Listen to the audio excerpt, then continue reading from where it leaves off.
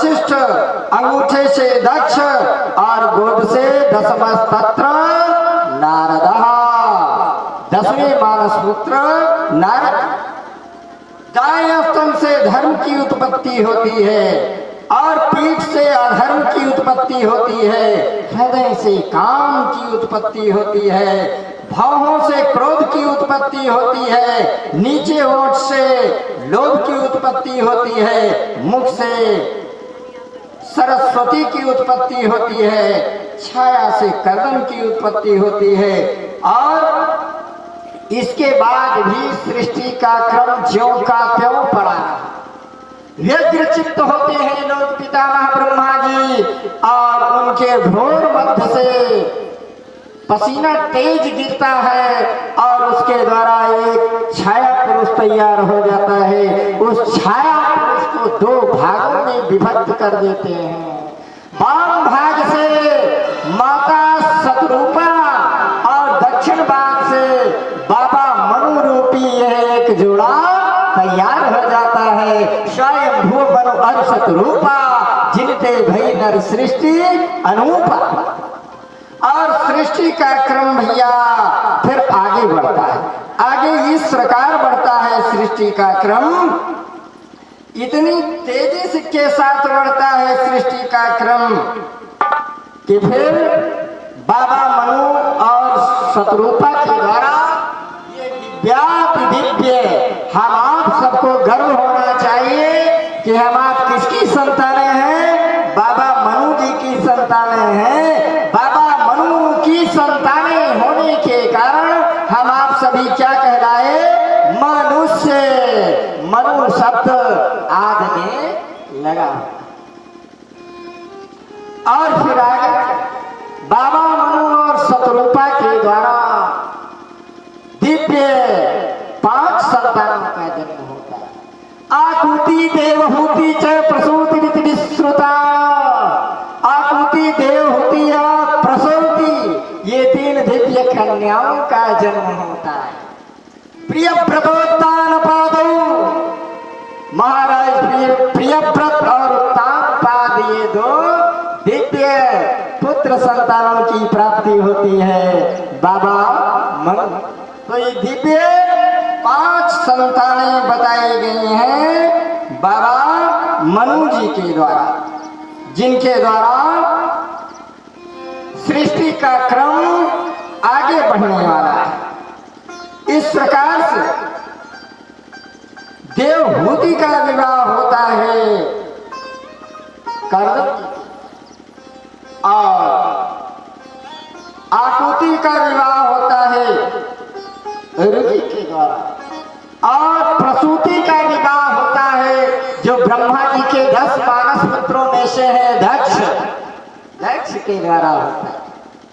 तो भगवान नारायण जी की ऐसी कृपा होती है कि माता देवहूति और कर्दम के द्वारा सर्वप्रथम दिव्य नवधा भक्ति स्वरूप भगवान जी का आविर्भाव कब होगा?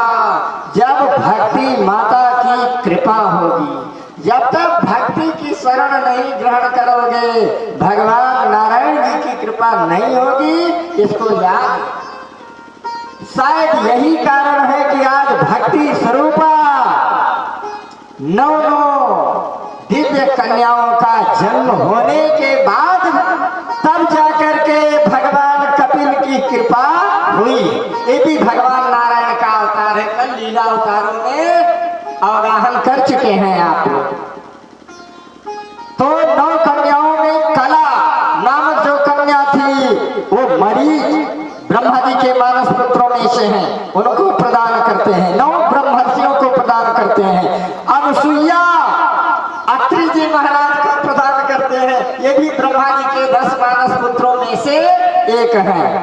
और शांति अथर्वा ऋषि को प्रदान करते हैं। श्रद्धा नामक कन्या अंगिरा ऋषि को प्रदान करते हैं। और हविर्भू नामक कन्या पुलस्त्य को प्रदान करते हैं। गति नामक कन्या पुलह को प्रदान करते हैं। क्रिया नामक कन्या क्रतु को प्रदान करते हैं। और ख्याति नामक नामक कन्या भृगु जी को, ये भी ब्रह्मा जी के त्वचा से 10-12 पुत्रों में से एक भृगु भी है, भृगु जी को प्रदान करते हैं। और उसके बाद भगवान नारायण जी की बड़ी महती कृपा होती है, इतनी महती कृपा होती है, इतनी महती कृपा होती है कि तब जाकर के भगवान नारायण स्वयं कपिल के रूप में अवतरित, और कपिल के रूप में अवतरित होकर के माता देवहूति को दिव्य उपदेश देते। आज भी जिस स्थान पर कपिल भगवान माता देवहूति को आत्म तत्व का ज्ञान प्रदान किया था, आज बिहार प्रांत में वही स्थान मात्र गया के नाम से जाना जाता है, मात्र गया के नाम से जाना जाता है। बोले सच्चिदानंद भगवान की जय हो। तो इस प्रकार से भैया आकृति और रुचि के द्वारा स्वयं भगवान नारायण जी की कृपा होती है कि एक जोड़ा उत्पन्न होता है, उसके द्वारा दक्षिणा और यज्ञ नारायण, ये एक दिव्य जोड़ा उत्पन्न होता है। तो अब तो बात समझ में आ गई होगी ना, कोई भी हम आप पूजा पाठ करते हैं ना तो उसमें दक्षिणा अर्पित करते हैं। क्यों? ये दक्षिणा कौन है? यज्ञ नारायण भगवान जी की धर्म पत्नी है, और इसी कारण से हम आप भगवान नारायण जी को दक्षिणा अर्पित करते हैं। जब तक नारायण जी को दक्षिणा नहीं अर्पित करोगे तो फल रूपी पुत्र की उत्पत्ति कैसे होगी? बात समझ में आ गई ना कि दक्षिणा कौन है? यज्ञ नारायण की धर्म पत्नी, ये दिव्य जोड़ा उत्पन्न होता है। और उधर जो प्रसूति नामक कन्या थी, प्रसूति का विवाह होता है किसके द्वारा? जो ब्रह्मा जी के 10 मानस पुत्रों में से है कौन? दक्ष, दक्ष के द्वारा होता है। दक्ष के साथ प्रसूति का विवाह होता है। इस प्रकार से भैया दक्ष और प्रसूति के द्वारा दिव्य 60 कन्याओं का जन्म होता है, 60 कन्याओं का जन्म होता है। ये 27 चंद्रमा को व्याप्त, 13 धर्म को व्याप्त, 2 अंगिरा ऋषि को व्याप्त, और 2 कृशास को व्याप्त, और उसी में से एक सती नाम की कन्या भगवान शिव जी को ब्याहते हैं। बोले सच्चिदानंद भगवान की जय। आज बाबा मनु जी की संततियों के द्वारा सारा संसार भर गया। जितनी सृष्टि हम आप देख, सब बाबा मनु की संतानों से भर गया। अब दैवात थोड़ी सी कथा भागवत में आती है सती जी की, और ये उस समय का प्रसंग भागवत में आया है जिस समय पर दक्ष महाराज प्रजा के नायक बनाए गए थे, और उस सभा में सारे ऋषि मुनि देवतागण, अब प्रजा के नायक थे दक्ष जी, सारे देवता विद्यमान थे। लोक पितामह ब्रह्मा जी भाई क्यों स्वागत अभिनंदन वंदन करे, पिता ने दक्ष जी के, और ऐसे विचार आए दक्ष जी के अंदर अहंकार हो गया, और सोचते हैं कि ये शिव जी ने हमको क्यों नहीं प्रणाम किया, ये तो मेरा दामाद है, इतनी अच्छी सती नामक कन्या, इसको मैंने ब्याह को लेकर के दक्ष प्रजापति जी का और भगवान शिव जी का मनोमालिन्य हो जाता है, मनोमालिन्य। और कुछ समय बाद यज्ञ का महोत्सव होता है। सारे देवताओं को दक्ष प्रजापति जी आमंत्रण निमंत्रण दे दिए और जो मुख्य संबंधी था उसका निमंत्रण ही नहीं, उसका निमंत्रण नहीं, अर्थात भगवान भोलेनाथ जी तक कोई खबर ही नहीं।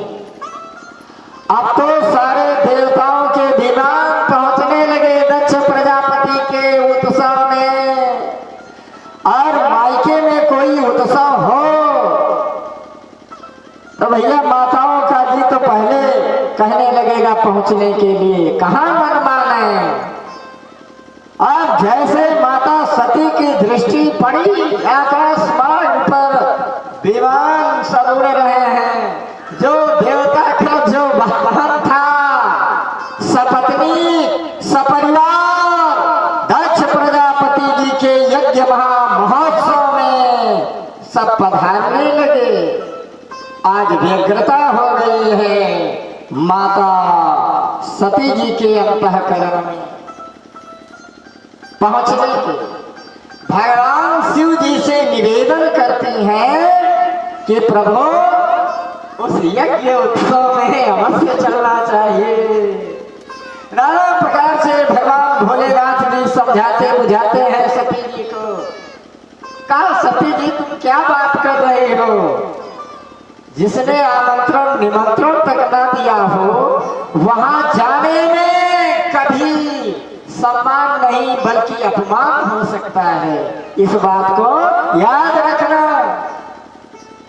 बिना आमंत्रण निमंत्रण के कहीं कदापि नहीं जाना चाहिए। लेकिन बार बार सती जी आग्रह करने लगी, हठ करने लगी,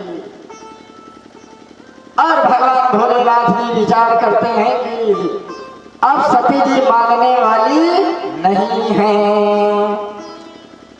कहा जाना हो तो फिर जा सकते हो, लेकिन अपमान की प्राप्ति अवश्य होगी, इस बात को याद रखना।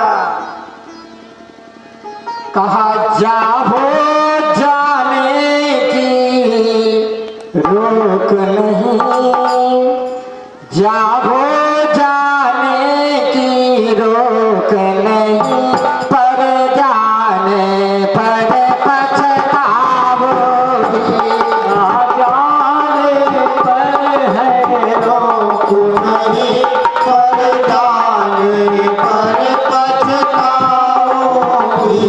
जाओ जाने की रोक नहीं, पर जाने पर पछताओगी। जाओ जाने पर रोक नहीं, पर जाने पर पछताओगी। जाओ जाने की रोक नहीं, पर जाने पर पछताओगी।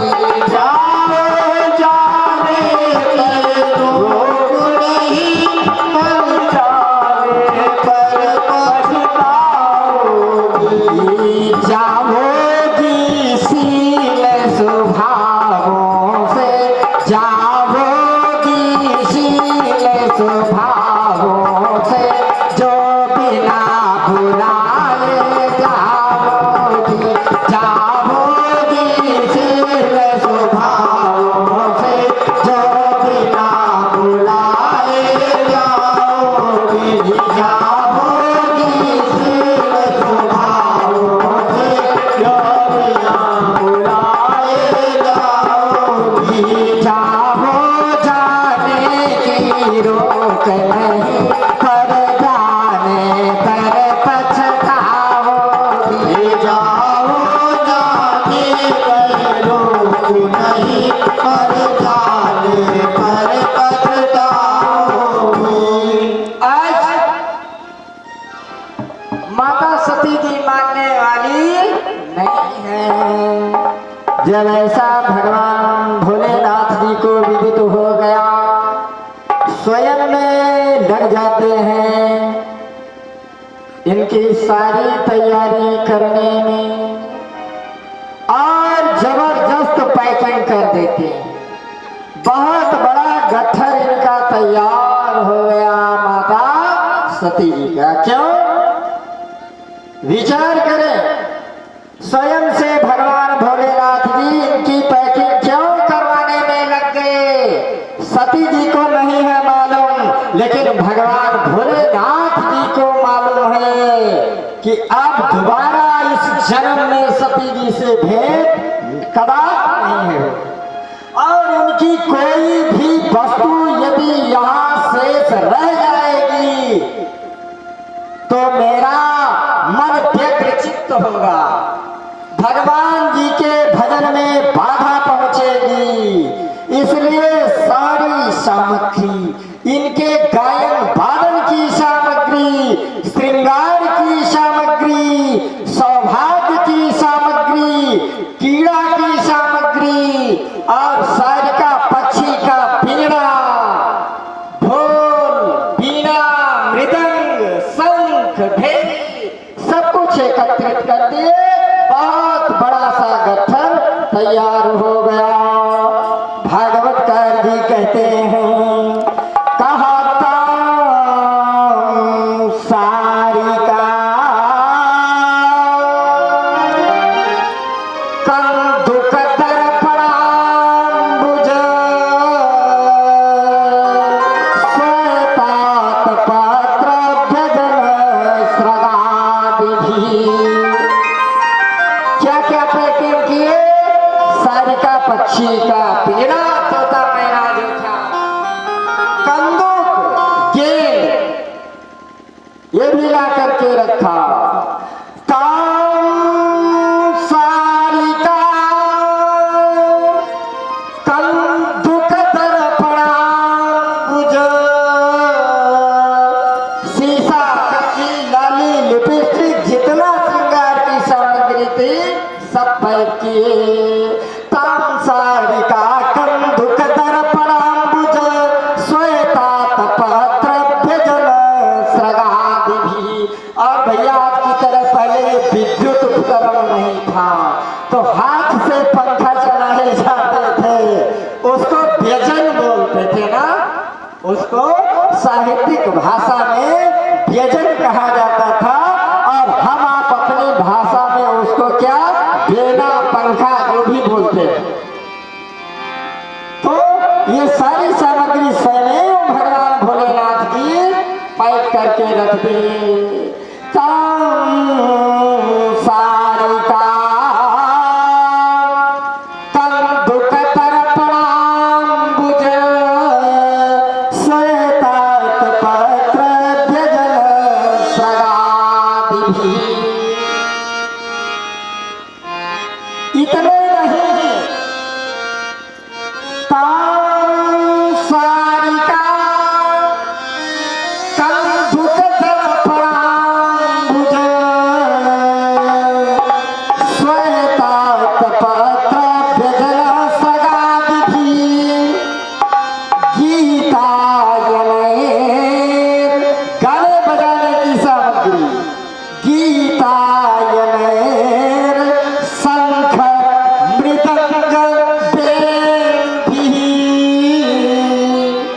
सब एकत्रित करके क्या करते हैं?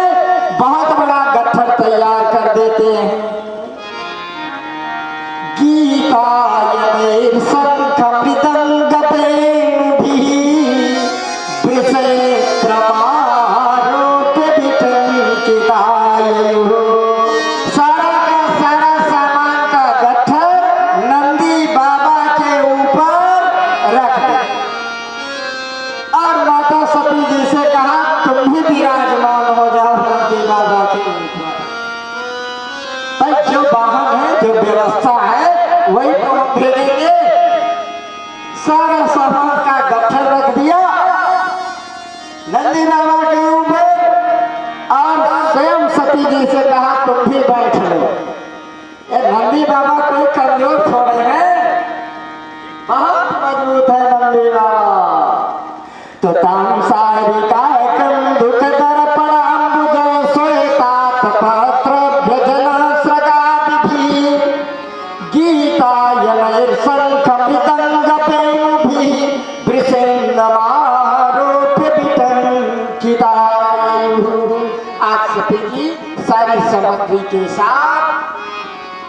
नंदी बाबा के ऊपर आरूढ़ होकर के पिता दक्ष जी के यज्ञ महोत्सव की ओर चल पड़े। तो भैया सारे देवता तो पहले से सपत्नीक सपरिवार पहुंच गए थे और या तो सबसे पहले आने वाले व्यक्ति के ऊपर दृष्टि जाती है ना, या तो सबसे बाद में आता है उस पर विशेष दृष्टि जाती है ना। तो आज लेट हो गई है। नंदी बाबा भगवान का स्मरण करते हुए अपने मस्ती में धीरे धीरे भगवान जी का नाम संकीर्तन करते हुए यात्रा कर रहे हैं। और याद रखना, जो यात्रा भगवान जी का स्मरण करते करते हो वो यात्रा नहीं, तीर्थ यात्रा हो जाती है। इतनी भक्तिमय यात्रा होती है बाबा नंदी की। तो भैया कहने का मतलब, भक्ति जब हम आप सारे कार्य करते रहे लेकिन भगवान की भक्ति साथ में अवश्य करते रहे, तो भक्ति जब भोजन में प्रवेश कर जाती, भोजन आप करें तो भी भक्ति है, भक्ति को ना छोड़े। तो भक्ति जब भोजन में प्रवेश कर जाती है तो बंधुओं वो भोजन नहीं बल्कि वो भोजन भगवान जी का महाप्रसाद बन जाता है, महाप्रसाद बन जाता है। और भक्ति जब भूख में प्रवेश कर जाती है, भूखे हो तो भी ये मत कहो कि भूखे भजन न हो गोपाला, ऐसा कहने से काम नहीं है चलने वाला। भूखे भी आप हो तो भी भक्ति करें भगवान जी की। तो भक्ति जब भूख में प्रवेश कर जाती है तो भूख क्या बन जाता है, व्रत बन जाता है, उपवास बन जाता है। बोलिए सच्चिदानंद भगवान जय हो। और भैया भक्ति जब पानी में प्रवेश कर जाती है, जो भी भोजन पानी ग्रहण करे सब में भक्ति है, जीव करना चाहे तो ना। तो भक्ति जब भोजन में प्रवेश करती है तो साधारण भोजन नहीं रह जाता, भगवान जी का महाप्रसाद बन जाता है। और भक्ति जब पानी में प्रवेश कर जाती है तो वही पानी साधारण पानी नहीं बल्कि वो पानी चरणामृत बन जाता है, चरणामृत बन जाता है।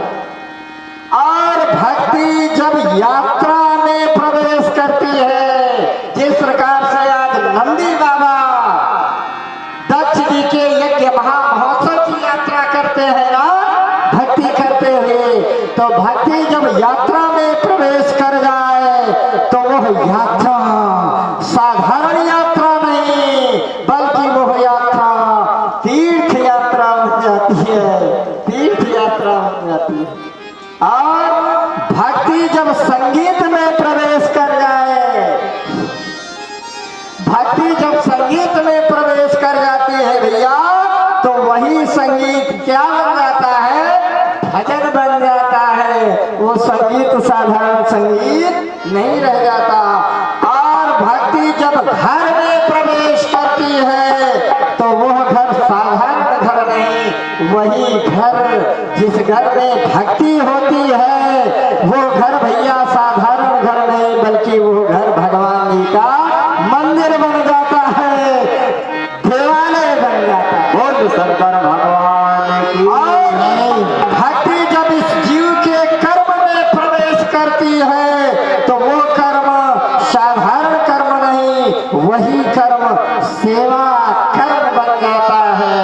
और भक्ति जब हम अर्थात व्यक्ति में प्रवेश कर जाती है तो वो व्यक्ति भगवान का भक्त बन जाता है, भगवानमय हो जाता है। बोलिए सच्चिदानंद भगवान की। तब भगवान जी स्वयं कहते हैं कि सकल भुवन मध्य निर्धनास्ते धन्या निवसतु हृदयेषा श्री हरेर भक्तिरेका। उसको धर्मान कहा गया है, निधन होने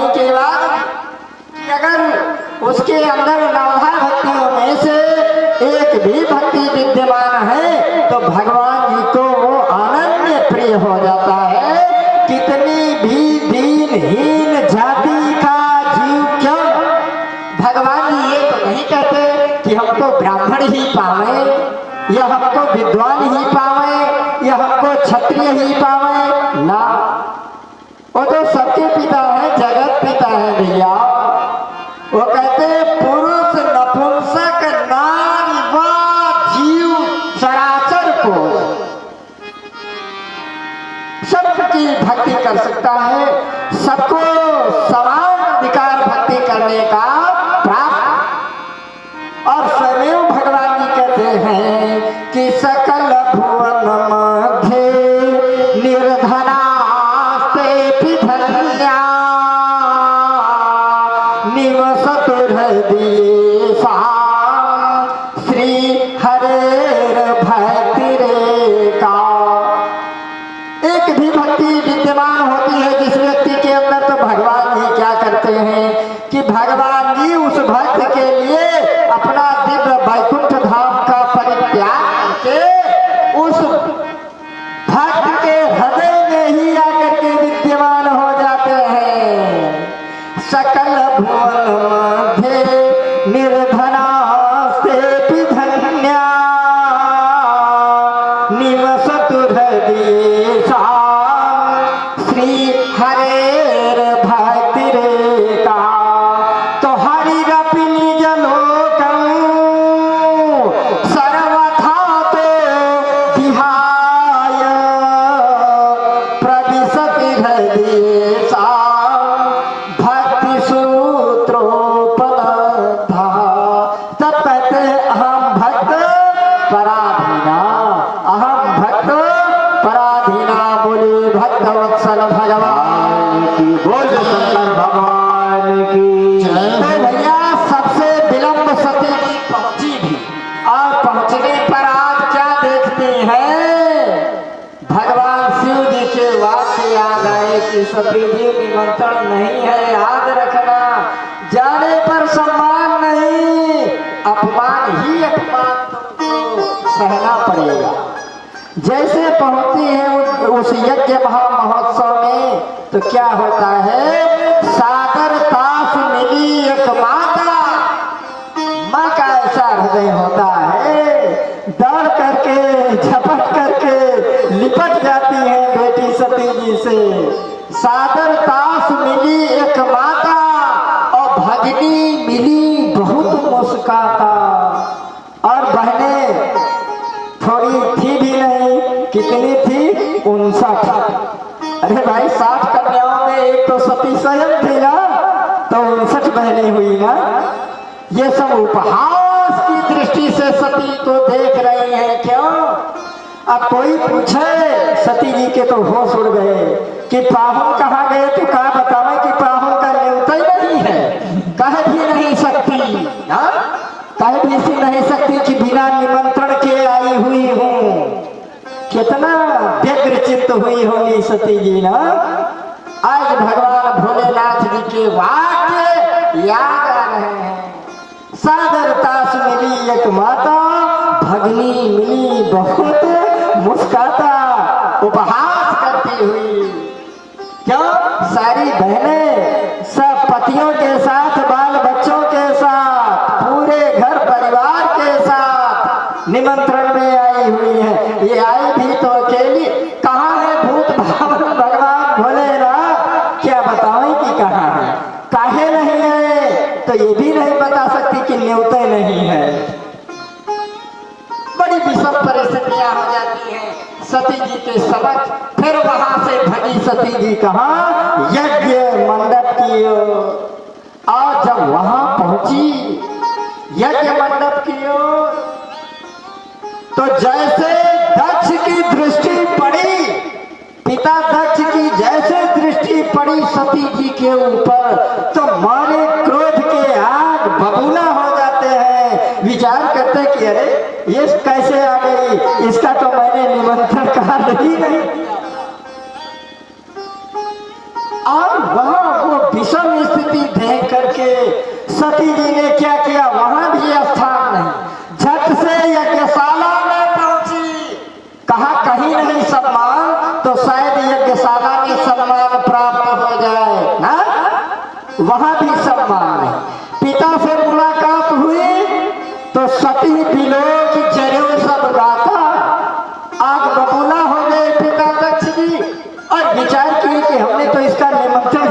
दिया, ये क्यों आ गई, कैसे आ गई, कहां से आ गई।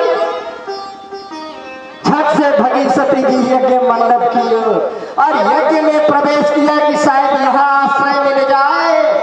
तो वहां भैया क्या हुआ, कतहु न दीख शंभु कर भागा। सारे देवता अपना भाग का उपभोग कर रहे हैं, इनका कहीं कोई हिस्सा नहीं। बोले सच्चिदानंद भगवान जय। आज भगवान भोलेनाथ जी के वाक्य याद आ गए सती जी को। कहा इतना बड़ा अपमान, इतना बड़ा अपमान, दक्ष शुक्र संभव यह देवी। इसी अहंकारी पिता दक्ष के रक्त के द्वारा इस देह का निर्माण हुआ है। अब इस शरीर को रखना अच्छा नहीं होगा। और समाधिस्थ हो जाती है सती जी, भगवान नारायण का स्मरण करती है, भगवान नारायण की शरण ग्रहण करती है माता सती जी। और सती मरत हरिशन बरमाला, जन्म जन्म शिव पद अनुरागा। कहा इस शरीर को रखना अच्छा नहीं है। अस कहीं जोग अगिन तन जारा, और समाधिस्थ हो जाती है भैया माता सती जी। प्राणायाम के द्वारा योगाग्नि में अपने प्राणों का परित्याग कर देती है माता सती जी।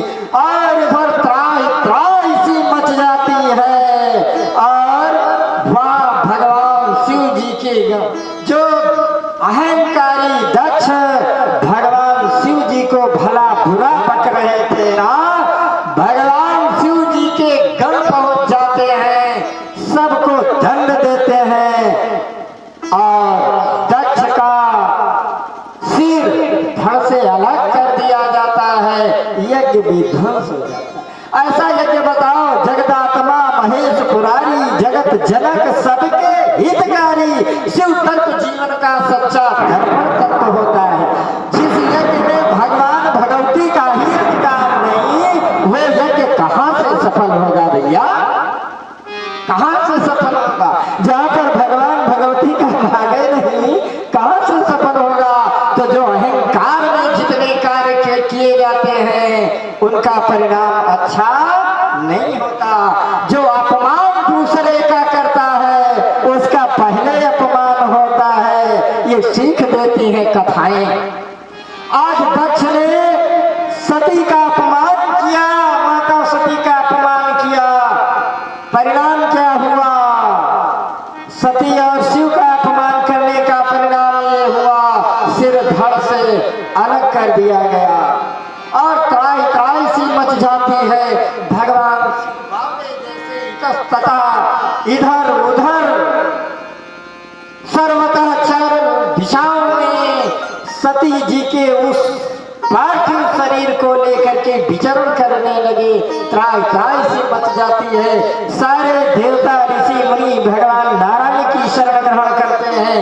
भगवान नारायण के सुदर्शन चक्र के द्वारा सती जी के उस पार्थिव शरीर के टुकड़े टुकड़े हो जाते हैं और जहां पर जो भाग गिरा वहां पर शक्ति पीठों की स्थापना हो जाती है। जहां पर सती जी के नेत्र गिरे वहीं पर नैना देवी हो गई और वहां शिव जी एक भैरव के रूप में विद्यमान। जहां पर सती जी की जिह्वा गिरी वहां ज्वाला देवी हो गई, जहां पर अग्नि गिरी वहां ललिता देवी हो गई, जहां पर कटी कमर प्रदेश गिरा वहां पर कामाख्या देवी हो गई। इस प्रकार से 51 दिव्य शक्ति पीठों की स्थापना होती है और उन 51 शक्ति पीठों पर शिव भगवान का एक स्वरूप भैरव के रूप में विद्यमान हो जाता है। और इस प्रकार से भैया अपने संपूर्ण अखंड भारत में 51 शक्ति पीठों की स्थापना होती है और फिर सारे देवता ऋषि मुनि मिल करके भगवान शिव की शरण ग्रहण करते हैं। त्राहि मां शरणागतम कि भगवान किसी आहुति कराई जाए तो भगवान भोलेनाथ जी ये तो काल के भी काल महाकाल है, मृत्युंजय है, मृत्यु पर भी विजय पाने वाले देवता है, महाकाल देवता है और शल्य चिकित्सक भी। तुरंत जो भला बुरा बके थे दक्ष जी बकरे का सिर ला करके जोड़े